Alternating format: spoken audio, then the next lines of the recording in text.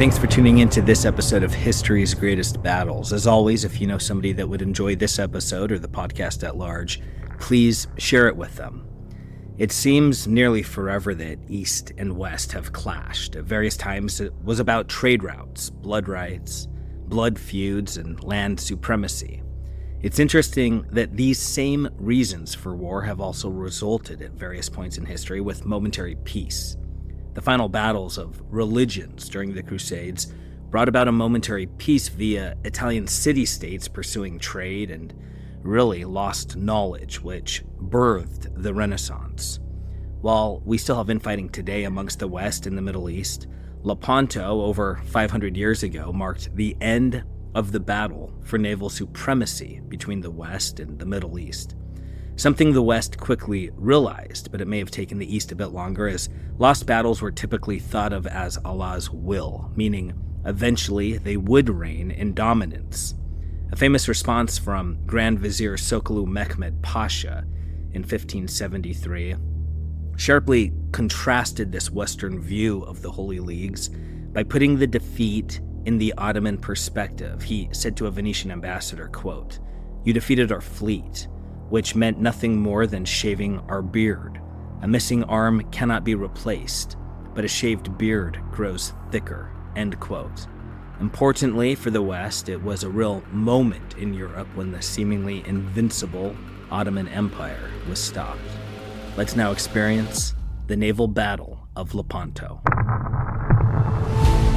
Welcome to History's Greatest Battles, Season 1, Episode 70, The Naval Battle of Lepanto, the 7th of October, 1571. Turkish Muslim forces, 245 war galleys. Allied Christian forces, 316 Spanish, Venetian, and Papal ships, 30,000 soldiers, and 50,000 naval personnel.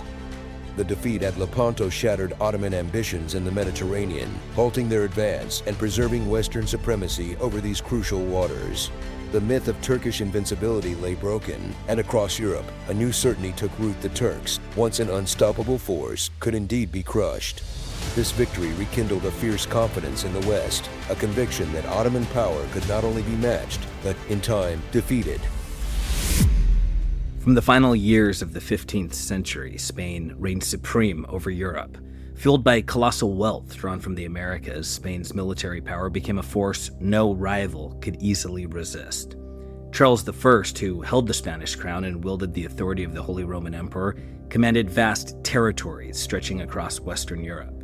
The Spanish grip extended over the Netherlands, Austria, and reached down into the prized lands of Italy. To Charles, the Roman Catholic faith was the bond that could keep his empire unified. But this vision met fierce opposition. Catholic France, itself a contender for influence in Europe, balked at the idea of Charles, further empowered as the champion of the Church. Even Pope Clement VII, the very heart of the Catholic world, felt a flicker of fear at Charles's ambitions. France, meanwhile, laid its own claims over Italian lands, which placed it directly in Spain's crosshairs. Seeking to curb Charles's power, Pope Clement gathered the emperor's rivals into the Holy League of Cognac. But this alliance crumbled under Spain's boot in 1527, when Charles's forces stormed Rome itself. This brutal sack was a warning, a demonstration of Spain's raw power. Securing his hold even further, Charles bought the loyalty of his naval rival, Genoa, thereby locking down the Western Mediterranean. By 1530, Charles wielded power with such force that he compelled Pope Clement to formally acknowledge him as both Holy Roman Emperor and the King of Italy. Amidst the infighting among Christian states, the Ottomans were consolidating their power to the east. In the first decades of the 16th century, the Ottoman Turks expanded their dominion from Iran to Egypt, and then turning their gaze westward, they saw their opportunity among Europe's fractured powers. Suleiman I, known to history as the Magnificent, led his legions into the heart of the Balkans. In 1521, he seized Belgrade. In 1526, he crushed the Hungarians at Mohacs. And by 1529, he launched his forces against Vienna itself. Although Vienna held firm, the Ottomans had seized control of southeastern Europe, establishing themselves as the preeminent power in the region. Suleiman's reach extended over the seas as well. In 1522, he seized Rhodes, driving the Knights of St. John from Crete and pushing them all the way to Malta. By 1530, the Ottoman Empire posed a grave threat, pressing against Europe from both land and sea. To counter the swelling might of the Turks, Charles launched assaults on their Mediterranean allies, striking Algeria and Tunis in 1535. Over the following decades, scattered naval clashes kept the power between Spain and the Ottomans in a precarious balance. In 1556, Charles stepped down, passing Spain to his son, Philip II, and the Holy Roman Empire to his brother Ferdinand, ensuring his family's iron grip remained over Europe's mightiest thrones. Under Philip's rule, Spain's influence stretched over the Netherlands, Franche-Comté on the French border, Sardinia, Sicily, and nearly the entirety of the Italian peninsula. Philip burned with a desire to unify Europe under his command, yet he soon collided with the iron will of Northern Europe's Protestant strongholds, especially the Dutch. The Protestant Reformation, in full momentum by the mid-1500s, provided both a religious and nationalistic banner for those who would resist Philip's Catholic rule. To stamp out Protestant defiance and secure his grip, Philip poured the treasures of the Americas into campaigns against his political and religious adversaries, inadvertently funneling Spain's wealth into the pockets of rival European powers. As Philip concentrated his firepower on the Dutch, he left Spain vulnerable and soon faced unrest from within. Though Moorish rule had formally ended in 1492, many Muslims still lived in Iberia, a restive presence that Philip could not ignore. Since 1499, Muslims had been given a choice: convert to Christianity or face exile. Most accepted conversion outwardly, but secretly they held to their own beliefs. These crypto-Muslims, known as Moriscos, saw in Philip's struggles with Northern Europe an opportunity to aid the Ottoman cause. The Moriscos began weaving alliances with the pirate states of the Barbary coast and conspiring with Ottoman agents. To fan the flames, the French government, determined to frustrate Philip at any cost, quietly encouraged Turkish ambitions in the Western Mediterranean. Though it began as little more than a calculated thorn in Spain's side, this alliance marked the start of French influence in the Middle East that would persist for centuries. By 1568, Philip had had enough. He dispatched his half-brother, Don Juan of Austria, a ruthless tactician, to crush the Morisco threat. Don Juan's success not only quashed the Moriscos, but allowed Spain to recenter its gaze on the Ottoman Turks. During this time, the Turks were spoiling for a fight. Selim II, son of Suleiman, reigned over the Ottoman Empire, surrounded by ambitious advisors eager to expand its reach. Though Selim had an alliance with Venice, he hungered for Cyprus, a prized island under Venetian control. In April of 1570, emboldened by rumors that a catastrophic fire had ravaged Venice and decimated its fleet, Selim sent a bold emissary to demand the handover of Cyprus. In desperation, Venice pleaded for support from European powers, but met a wall of indifference. Monarchies distrusted the Republic. Christian leaders scorned the Venetians for their dealings with the Turks, and rival maritime powers bristled at Venice's stranglehold over Middle Eastern trade. Alone, Venice was left with few allies to call upon. Only Pope Pius V heeded Venice's call. He could not abide the thought of a Muslim empire subjugating a Christian state, and he saw an opportunity to rekindle the crusading zeal Europe had long abandoned. Pius convinced an initially resistant Philip to not only arm his Mediterranean fleet, but also to commit soldiers to the Venetian cause. After months of diplomatic maneuvering, Pius's plan bore fruit, and in May 1571, a coalition of Christian powers, the Holy League, was born. Despite Venice's dire need, it chafed at the notion of submitting to Spanish command. Philip, however, insisted that Don Juan of Austria, his battle-hardened half-brother, fresh off of his triumph over the Moriscos, lead the League. Venice only agreed on the condition that Don Juan take no action without the consent of each fleet's commander. With that uneasy compromise, the League was set into motion. Fortune smiled on the League as Don Juan, a mere 26 years old, quickly won the respect and loyalty of his diverse subordinates. It was a blessing because each member of the League pursued its own aim. Venice sought immediate relief for Cyprus, besieged by Turkish forces. Philip was bent on eradicating the Barbary pirates and claiming full Spanish control over the western Mediterranean. Pope Pius, with a strategic eye, saw the League's potential to sever Ottoman control across the Mediterranean, forcing a gulf between the European and African wings of the empire and weakening future Ottoman incursions into Europe. Ultimately, it was the fierce determination of Pius and Don Juan's magnetic leadership that would drive the League to victory. Messina, Sicily became the League's rallying point. Here, Don Juan took command of over 300 vessels, more than half of them Spanish. The Venetians provided most of the remaining ships, though they needed Philip's soldiers to crew them, a dependence that only deepened the tension between the two. Pope Pius contributed 12 galleys and 6 frigates. In all, the League's armada boasted 208 galleys, 6 powerful galleasses, and over 100 galleons, frigates, and brigantines. The galley, still remarkably similar to the vessels of ancient Greece and Rome, was powered by oars and sails and packed with soldiers. In contrast, the galleons, frigates, and brigantines were driven by sail alone and heavily armed with cannons, better suited to long-range assaults. The galleasses, a hybrid ship, combined the firepower of sailing ships with the maneuverability of galleys, adding critical range and flexibility to this fleet.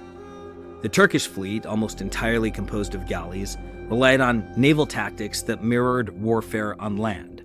Ships would close in tightly and soldiers would engage in brutal combat to seize control of enemy vessels, which were typically captured rather than sunk. This style of warfare played to Don Juan's expertise as a general. He directed the fleet with the same precision one would expect on a battlefield. As the Holy League marshaled its forces, the Turks continued their siege of Cyprus. Since May 1571, they had battered Famagusta, Cyprus's main fortress, which finally surrendered on August the 1st due to a critical shortage of gunpowder. The Venetian commander was tortured to death, his officers massacred, a brutal display that freed up the Ottoman fleet for action while enraging the men of the Holy League, who vowed retribution. With Famagusta subdued, the Turkish fleet spent the following weeks raiding Greek islands, finally assembling at Lepanto on the Gulf of Corinth. The Holy League's fleet, meanwhile, docked at Corfu, and upon learning of Famagusta's brutal fate, set sail eastward, hunting the Turkish force. Alerted to their approach, Ali Pasha, commander of the Ottoman fleet, brought his galleys west toward the Gulf of Patras, bolstered by Algerian ships led by the formidable Uluk Ali. And so, on the early morning of October the 7th, 1571, the two vast fleets finally came into view of one another. Don Juan positioned his forces with cold precision.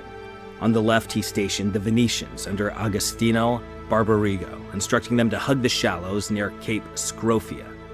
In the center, Don Juan took command himself, while on the right flank, the renowned Genoese admiral Giovanni Andrea Doria led a combined force of Genoese and Papal ships.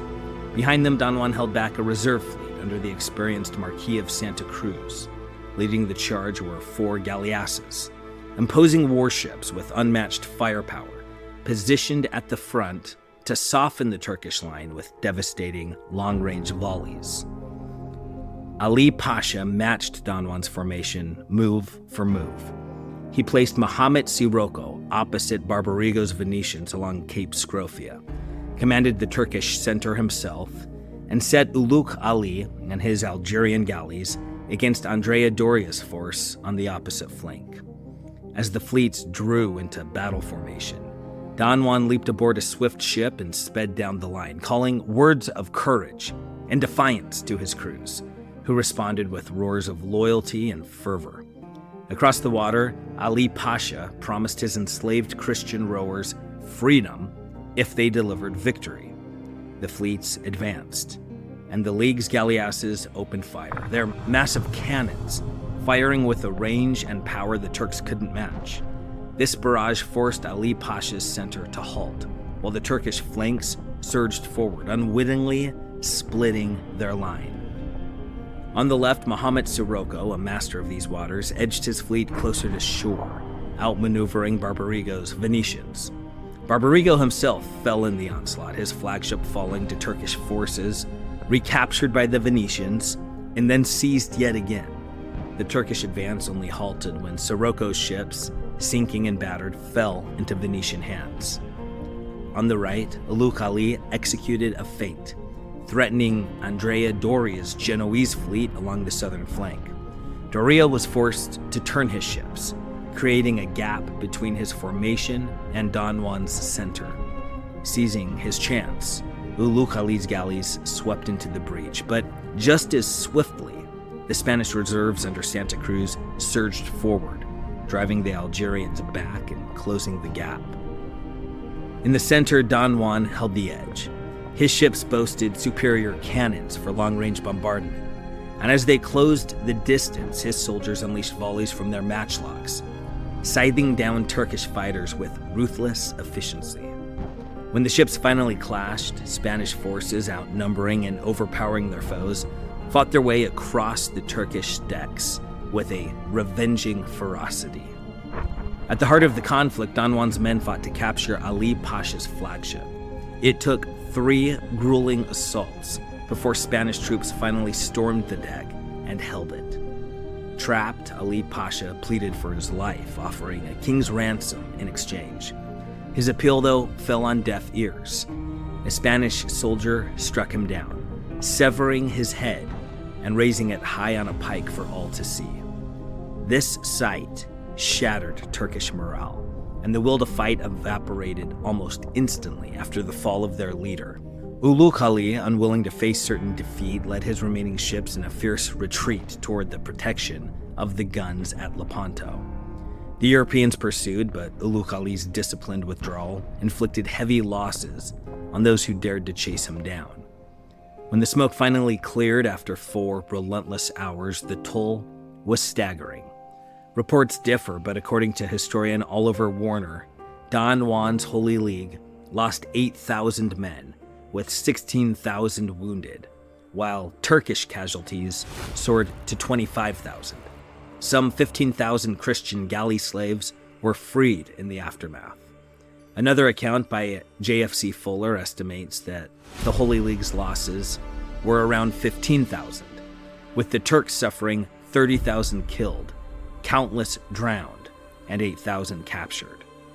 In terms of ships, the Holy League suffered the loss of 12 galleys and 1 captured, while the Turkish fleet saw 113 galleys sent to the depths and another 117 seized. Beyond the tactical victory, the Holy League claimed an immense treasure from the captured vessels, adding a profitable conclusion to their hard-won victory. The victory at Lepanto marked the twilight of Ottoman naval power and ambition. Though the Turks retained a presence in the eastern Mediterranean, the fleet they assembled for this day was never again equaled. Turkish piracy would linger even into the 1800s, but after Lepanto, the Muslim world could no longer contest Europe's rule over the seas. Ulugh Ali managed to rebuild a Turkish fleet, but he twice declined to engage the Holy League's forces again. While the Mediterranean did not yet fall entirely to European control, Lepanto had accelerated the day when that would become an undeniable reality. Lepanto was not just a military triumph, it was a surge of morale for Christendom. For years, Europe had lived in fear of Ottoman expansion, trembling at Suleiman's victories. But here, at Lepanto, the Turks had suffered a mortal blow under Selim's weakened rule. The mystique of Ottoman invincibility was shattered, and across Europe, a wave of elation swept through the Christian lands. Yet whatever political momentum Lepanto might have inspired was brief. The Holy League disbanded soon after, and Lepanto remained its single great victory. Pope Pius V passed away shortly after the battle, and soon the familiar webs of political intrigue overtook any hope of lasting unity.